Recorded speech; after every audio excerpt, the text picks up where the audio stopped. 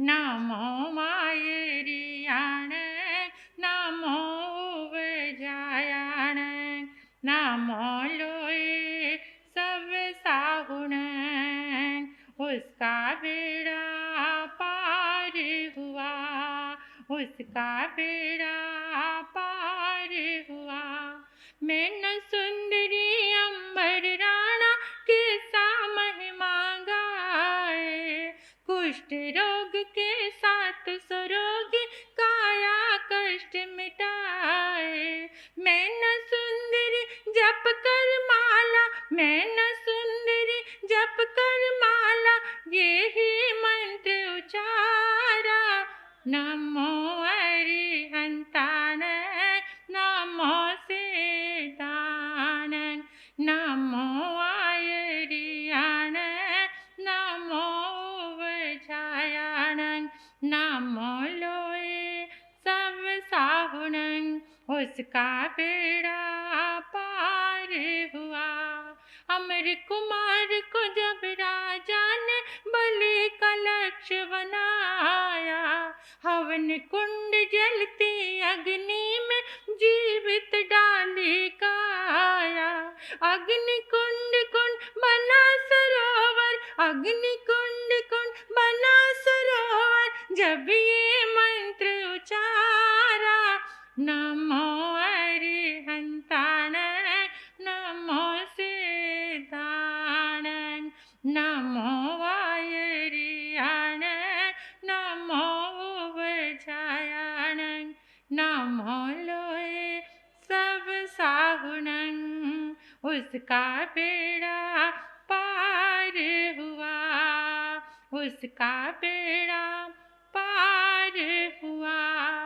माँ बेटे ने श्रीमती पर मौत का जाल बिछाया सांप गड़े में डाल के बोला पहनो हार में लाया। सांप बना फूलों की माला सांप बना फूलों की माला जब ये मंत्र उचारा। नमो अरिहंताण नमो सिद्धाण नमो वायरियाण नमो उवजायाण नमो लोए सब साहुण उसका बेड़ा हुआ सबका बेड़ा पार हुआ।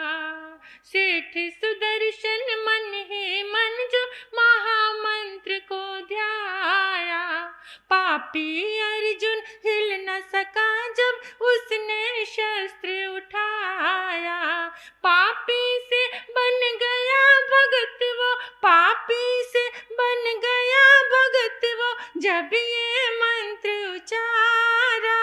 नमो अरिहंताण नमो सिद्धाण नमो आयरियाण नमो उवजायाण नमो लोए सब साहुण उसका बेड़ा पार हुआ सबका बेड़ा पार हुआ।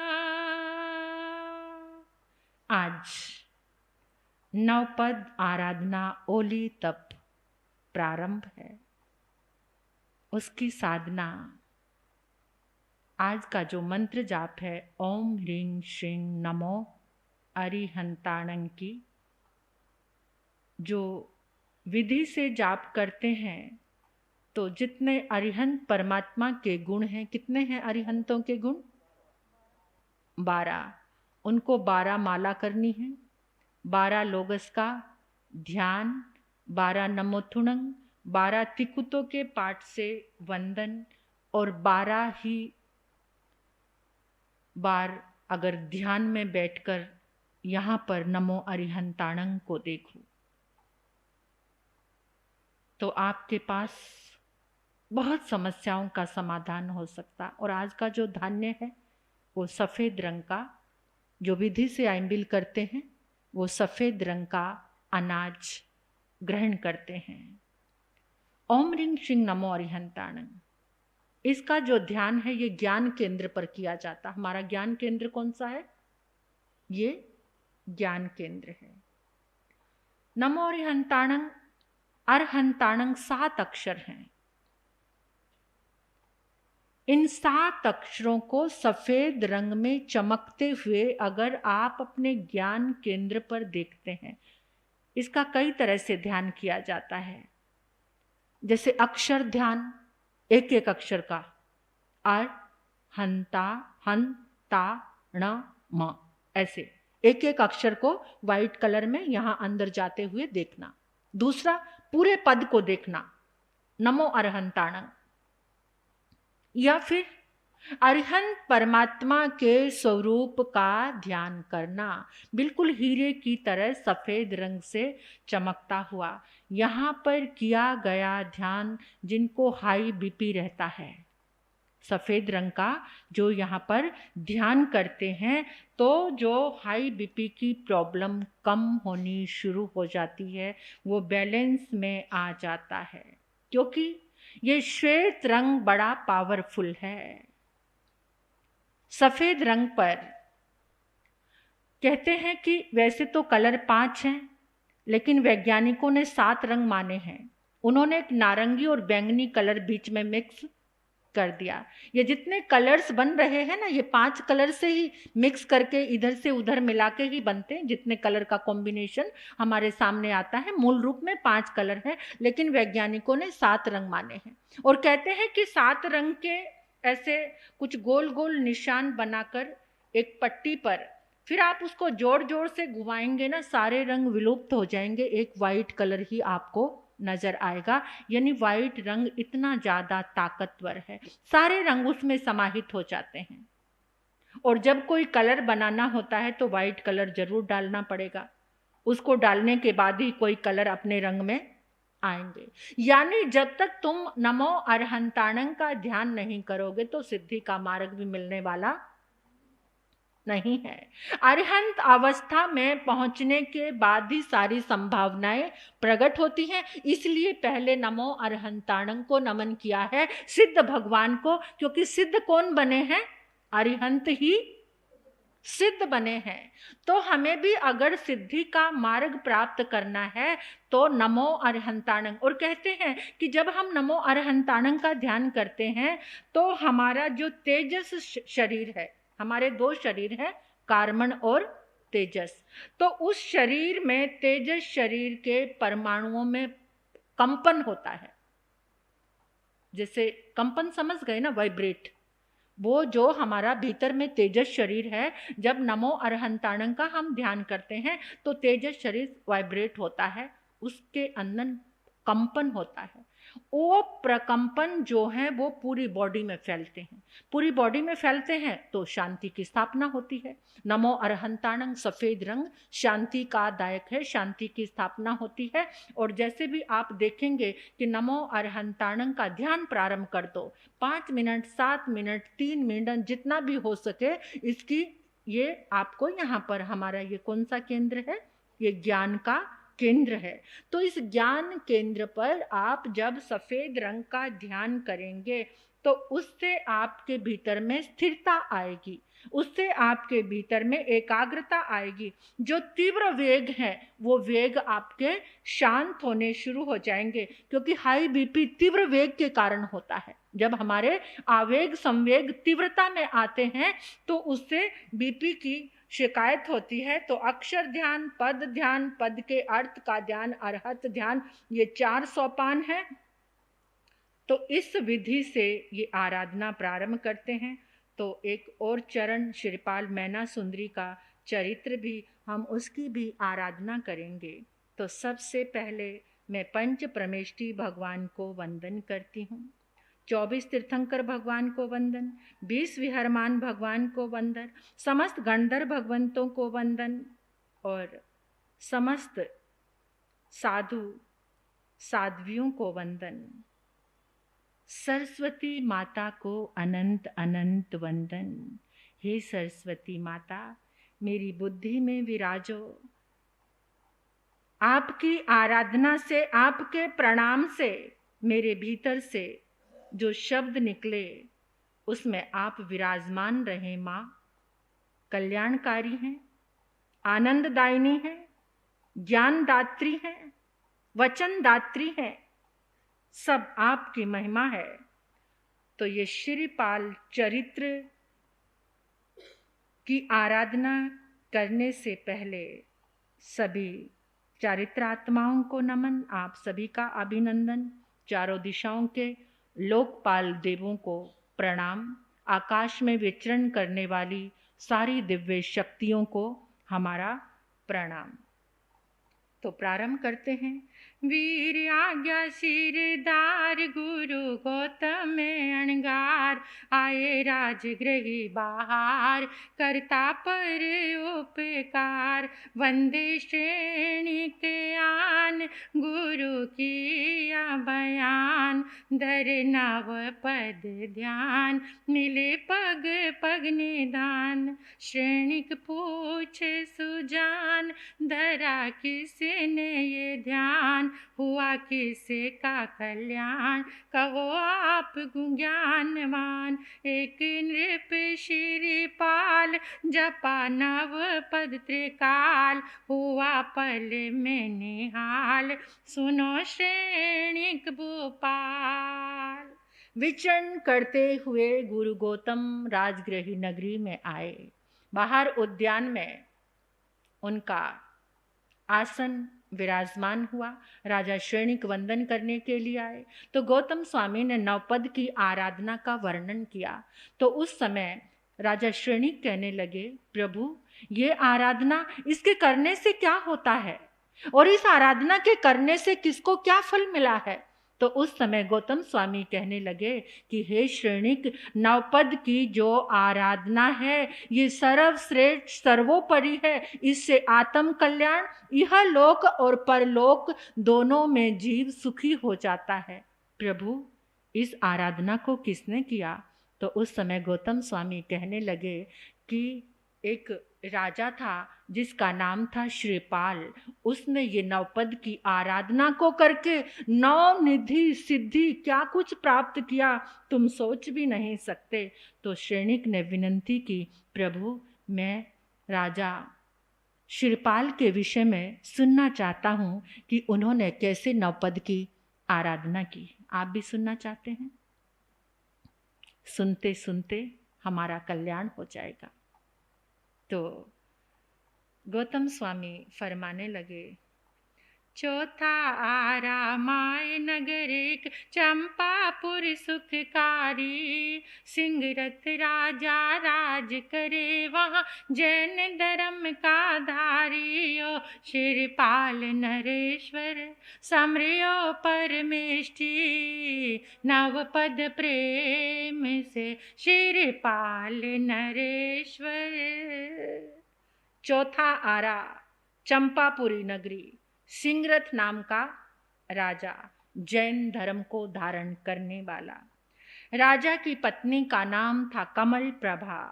बड़ी ही शीलवान, धर्मवान, निष्ठावान थी। सब कुछ था राजा के यहाँ पर, लेकिन पुत्र नहीं था। बड़ी चिंता थी, जगह जगह दौड़ा गया, कहीं कुछ भी नहीं बना। एक बार शरण मिली नमोकार मंत्र की, संतों की, तो योग से बहुत समय बाद पुत्र का जन्म हुआ।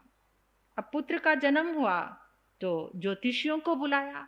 उन्होंने देखकर कहा, यह साधारण पुत्र नहीं, कोटि भट्ट बलवान है। करोड़ों सैनिकों का कोटि भट्ट, करोड़ों सैनिकों का बल इस अकेले बच्चे के अंदर है। ये कोटि भट्ट बलवान है और ये बहुत अद्भुत है। राजा ने सुना, सारे बंदी जनों को छोड़ दिया, यानी जेल को खोल दिया सबको। इससे एक कारण सामने आता है। जब भी आप देखोगे कि मतलब जब भी कोई राजा को शुभ संदेश मिलता था पुत्र जन्म का, तो वो सबसे पहले बंदी जनों को छोड़ते थे। इसका कारण क्या है पता आपको? नहीं, ये दुआओं का एक सिलसिला प्रारंभ होता था उस बच्चे के लिए।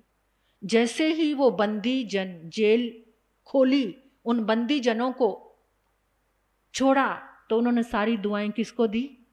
उस बच्चे को। ये बच्चा जुग जुग जिए, जिसके आने से हमारे बंधन खुल गए, टूट गए। यानी ब्लेसिंग, और ब्लेसिंग में कितनी ताकत है ये आपको पता ही है। तो उस बच्चे के पास सारी दुआएं पहुंचती थी। इसका जन्म हुआ तो हमें मुक्ति मिली। बहुत बहुत हमारी मंगल कामनाएं, मंगल दुआएं, जुग जुग जिए। तो श्रीपाल उस बच्चे का नाम रखा। अब वो बच्चा 5 वर्ष का हुआ तो इधर एक घटना घट गई। राजा के पेट में जोर से तीव्र शूल उठा। वैद्य तक जाने की नौबत भी नहीं आई कि राजा का देहावसान हो गया। बच्चा कितने साल का है? 5 साल का। अब जब घर में कोई दुर्घटना घटती है तो आप लोग सिंपैथी के लिए अपने घर के बड़ों के पास, पारिवारिक जनों के पास जाते हो या बाहर के लोगों के पास? किनके पास जाते हैं? पारिवारिक जनों को। लेकिन यहां रानी कमला से गलती हो गई। वहां पर उसका देवर था, वो उसके पास नहीं गई। किसके पास चली गई? मंत्री के पास। मंत्री तो सेकेंडरी है ना, उसके परिवार का कौन है? जब आप सेकंड पर्सन के पास जाते हो तो आपका परिवार आपसे बगावत करता है। क्या? जब हम घर में थे, हमारी सलाह नहीं पूछी, बाहर के लोगों को पूछने वाले लोग अपने घर में अशांति पैदा करते हैं। याद रखना, ये सीख लेकर जाना कि जब घर में कोई ऐसी घटना घटे, कोई विपत्ति आए, तो सबसे पहले अपने घर के लोगों को अपने साथ, जिसके व्यवहार से घर के लोग खुश हैं, संतुष्ट हैं, तो बाहर का पूरा सुख उसके पास आएगा। और जिसके व्यवहार से घर के लोग नाराज हैं, दुखी हैं, तो बाहर का सारा दुख कहाँ आएगा? और आज हम क्या करते रहते हैं? बाहर के लोगों को खुश करते रहते हैं। अपने घर की बातें फोन कर करके सारे बाहर वालों को बताते रहते हैं। तो घर वाले आपसे क्या हो जाते हैं? अगेंस्ट हो जाते हैं, विपरीत हो जाते। गुजारा किनके साथ करना है? रहना किसके साथ है? घर के लोगों के साथ रहना है। लेकिन आप अपनी सारी पर्सनल बातें बाहर करते हो और घर के लोगों को अगेंस्ट। कमलावती रानी ने भी ऐसा ही किया। अपने देवर के पास ना जाकर मंत्री के पास। अब देवर तो देख रहा था कहां जा रही है, और उसने सुन लिया कि आपके सिवा अब मेरा कोई भी नहीं है। मेरा छोटा सा बच्चा, उसकी रक्षा आपने करनी है। अरे दमन देवर कहता, मैं बताता हूं कौन रक्षा करेगा। मैं इस बच्चे को जो चाहे कर सकता था, लेकिन इसने मुझे इग्नोर करके मंत्री को पूछा है। और उसने अपने सारे के सारे मित्रों को बुलाया और कहा कि इस बच्चे को और इसकी मां को खत्म कर दो रात की रात में, और मैं राजा बनूंगा। अब जिस मंत्री के पास कमला रानी गई थी, वहां भी उसको भनक लग गई कि अब कुछ होने वाला नहीं है। तुरंत रानी के पास गया, कहता प्राण बचाने हैं तो मेरे साथ चलो जल्दी महल के पिछले दरवाजे से बच्चे को। और तुम्हारे देवर की मंशा खराब हो चुकी है, तुम्हें जान से मारना चाहता है, बच्चे को भी जान से मारना चाहता है। अभी तुम चली जाओ। पिछला दरवाजा खोला जो जंगल की ओर जाता था रास्ता। अब वो रानी कमलावती अपने बच्चे को लेकर के निकल पड़ी रात्रि में। छोटा सा कोमल सा बच्चा 5 साल का, कितनी देर गोद में उठा सकती थी? फिर चलाती है। ये भी पता नहीं चला कि मुझे जूते चप्पल कहां से पहनने हैं। कभी देर हो गई तो वो दुष्ट आकर मार डालेगा। बच्चे को लेकर चल रही है, रात्रि है। कभी खड्डे में पांव जाता है, कभी कांटे पे चलती है। कोमल थी, रानी थी, राजमहलों की महारानी थी। चलते नहीं आ रहा, लेकिन जैसे तैसे करके पूरी रात्रि में रास्ता पार किया। थोड़ा सा दिन निकला, एक पेड़ के नीचे जैसे ही आकर बैठी, बच्चा जोर से कहने लगा, माँ बहुत तेज भूख लगी है, मीठा दूध चाहिए माँ। माँ कहती यहाँ तो खट्टी छाछ भी नहीं है। कल तक देखो समय कैसे बदलता है। इसलिए किसी चीज पर अभिमान मत करो, किसी चीज पर अभिमान करने के लिए कोई चीज है नहीं है, सब कुछ उधार का मिला हुआ है। चोला उधार का, जीवन, नाम ठाम, घर मकान, सब कुछ उधार का है, किसी ना किसी का मिला है। तुम्हारे पिता से जन्म माँ ने दिया, ये भी उधार का ही है। नाम किसी और ने दिया, ये भी उधार का है। शिक्षा किसी और ने दी, ये भी उधार का है। सब कुछ उधार का है, फिर किस पे अभिमान करना। वो बच्चा मांग रहा है, माँ माँ भूख लगी है, दूध दे दो। बेटा कुछ भी नहीं है यहाँ पे। इधर देवर अरिदमन देख रहा है कि कहां छुप गए माँ और बेटा, कहां चले गए। जो मित्र थे उन्होंने आकर बताया, रातों रात पलायन कर गए, भाग गए। जाओ ढूंढो, कांटा बचना नहीं चाहिए, वो बबूल का पेड़ बन जाएगा, कभी भी आकर मुझे नुकसान पहुंचाएगा। जाओ ढूंढो। जो ये अरिदमन है ना, वीर दमन है ना, अरिदमन नहीं वीर दमन। वीर दमन जो है ये चरम शरीरी जीव है।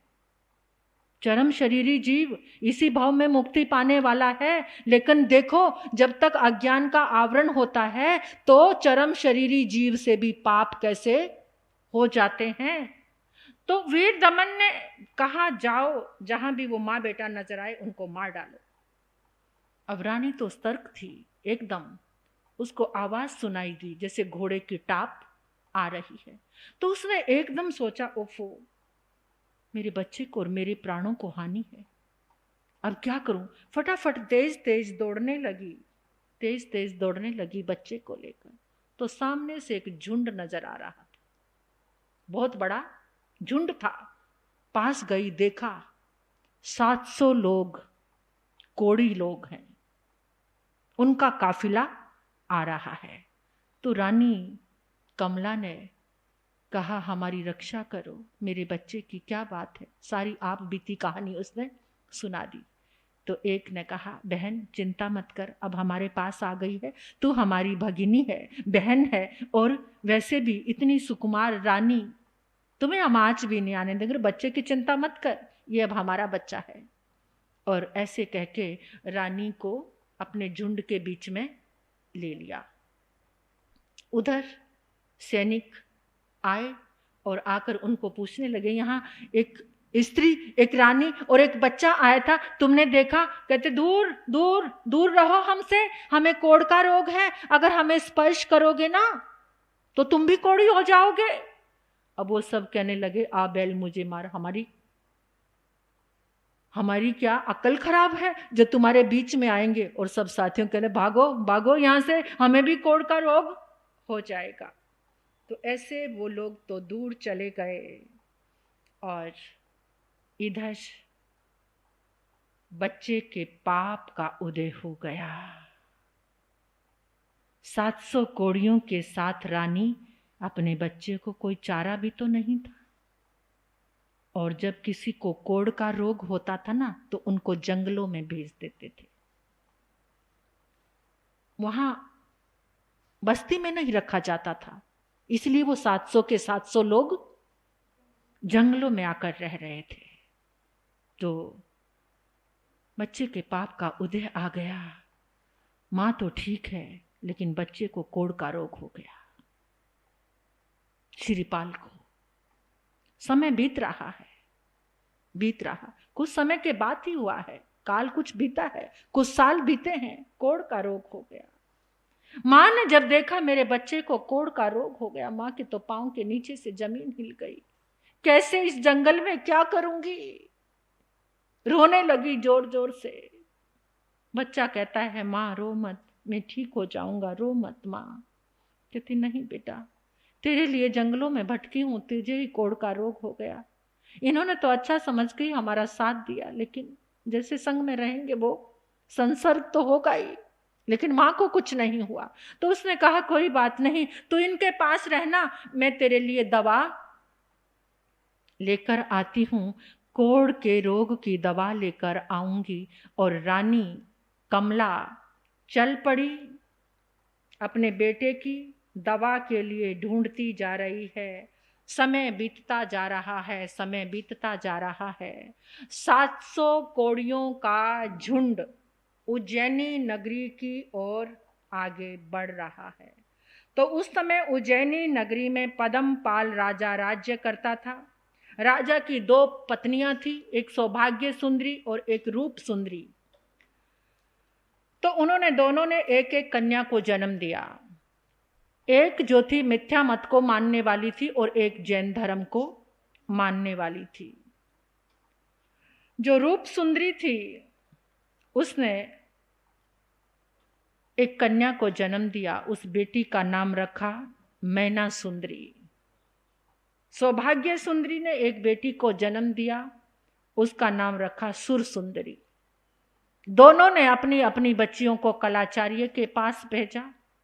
एक ने जहां जैन धर्म की शिक्षा दी जाती थी वहां पर अपनी बच्ची को भेजा, और एक ने अपनी बच्ची को वेद वेदांग जो भी ज्ञान जैसा उसका भाव था वैसी चीजें सिखाने के लिए भेजा।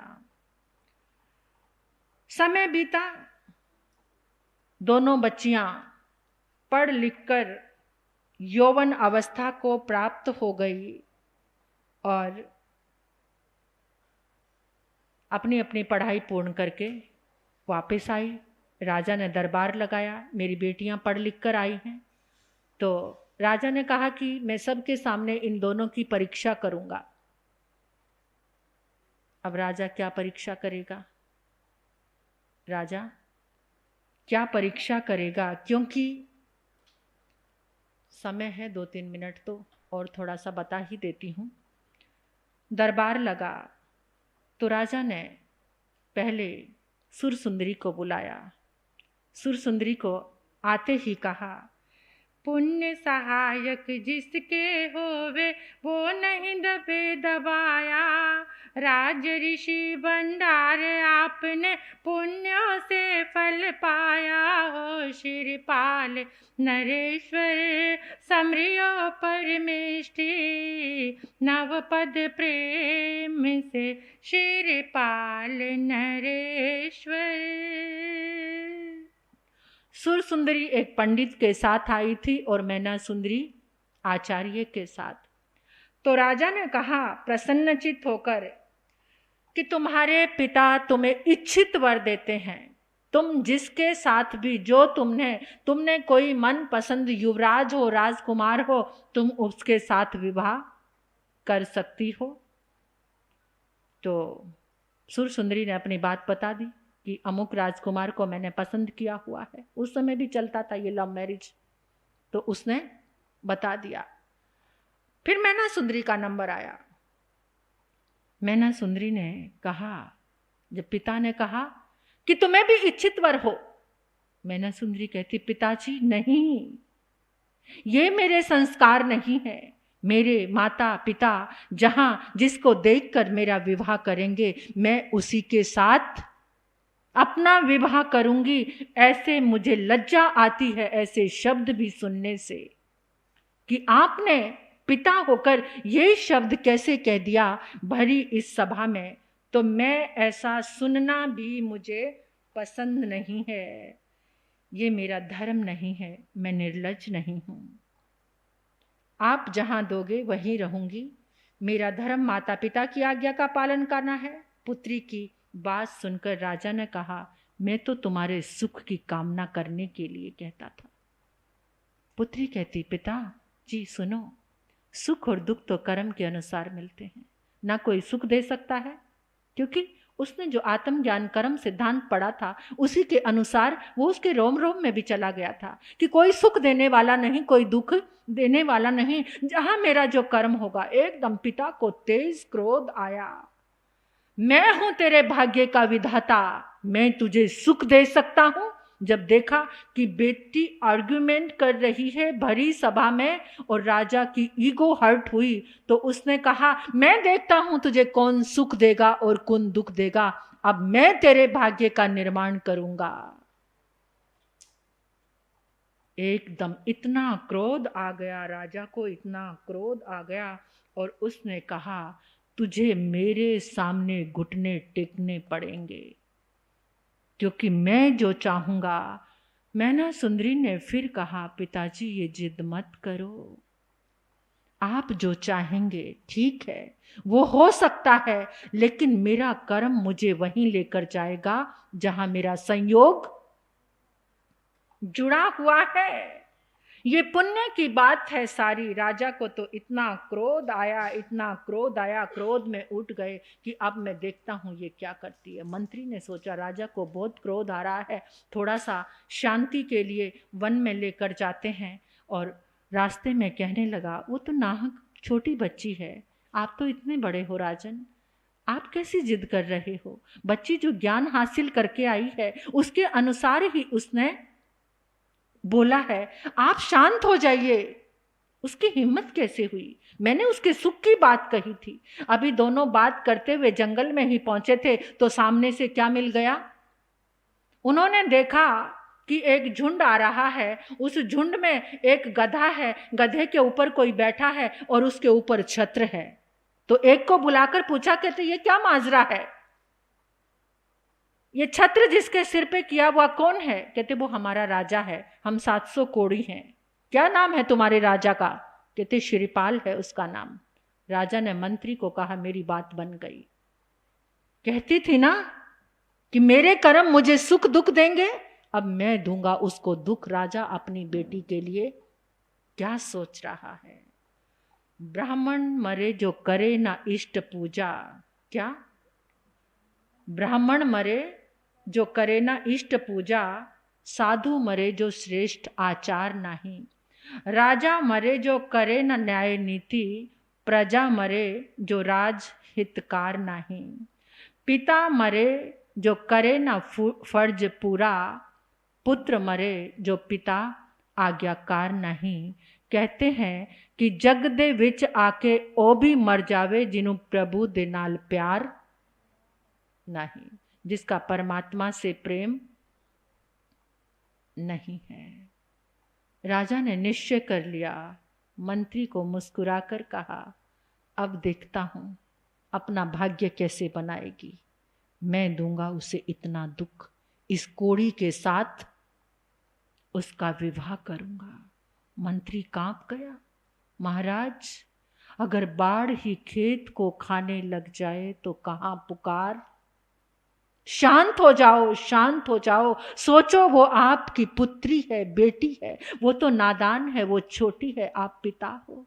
पिता का फर्ज तो बच्चे के लिए, लेकिन राजा को जिद चढ़ गई कर्म को जो मंजूर है। तो राजा ने आकर कहा, तैयारी करो, उस कोड़ी को ले आओ, उसका पिट्ठी मर्दन कराओ। रानी ने जो सुना तो मूर्छित होकर गिर गई मैना सुंदरी की मां। राजा को समझाया, वो आपकी पुत्री है, उसके साथ इतना अन्याय मत करो। कोड़ी के साथ, मेरी फूल जैसी कन्या को कोड़ी के साथ शादी मत करो। राजा कहाँ सुनने वाला था। रानी को इतना मलाल हुआ कि वो राजमहलों को छोड़कर अपने पीहर चली गई। राजा को कुछ फर्क नहीं पड़ा। मैना सुंदरी को भी पता चला। मैना सुंदरी मुस्कुरा दी। अपने कर्म के लिए चेहरे पर मुस्कान आ गई, रोई नहीं, परेशान नहीं हुई कि पिता कोड़ी के साथ। उसने एकदम दिमाग में आया, मेरा कर्म संयोग यहीं पर लिखा हुआ है। और राजा ने अपनी अप्सरा जैसी सुंदर कन्या का विवाह किसके साथ कर दिया? कोड़ी श्रीपाल के साथ। रात्रि का समय है, रजनी। कोड़ियों के पास ना घर है ना दर है, जंगल है। जंगल में एक थोड़ा सा पहाड़ी का ऊंचा सा स्थान था। श्रीपाल वहां बैठा है और मैना सुंदरी भी साथ में बैठी है। अब श्रीपाल का मन बहुत खिन्न है। जैसे उस रूप सुंदर कन्या को देखा, श्रीपाल क्या कहेगा मैना सुंदरी को, ये कल आप सुनेंगे।